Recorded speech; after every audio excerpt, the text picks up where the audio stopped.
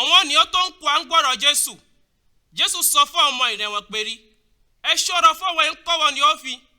yọ jẹ́ pé wọ́n máa ń fẹ́ràn tí lè máa kiri kò láṣọ iyebíye ọ̀ràn wọ́n máa ń fẹ́ fọwọ́ ni ó kí wọ́n níta gbangba ìlú wọ́n máa ń gbọ́ tí lè jókòó sọ́yè pàtàkì ibi àwọn ojúgbé ń péjọpọ̀ gbàdúrà ọ̀tọ̀ ìpàtàkì ibi àpèjẹ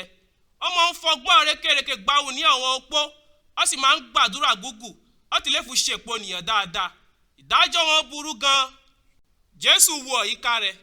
ó rí àwọn olówó yẹn mú owó ọrẹ wọn síná gbá owó ó sì tó rí opó kan yọ jẹ́ aláìní yẹn mú owó idẹ méjì èkó tó ń kàn síná gbá owó. Jésù sì sọ pé ọ ìtọ́ ni mo fún dá yójú obìnrin opó yẹn mú sílẹ̀ ju gbogbo àwọn yòókù lọ nítorí pé gbogbo àwọn ni ẹ dẹ́kan iná owó yẹn wà fún ọ ni ọ mú sílẹ̀ ọmọ ohun iná àìní rẹ gbogbo yóò fún lè wọ́ àyè ló mú sílẹ̀.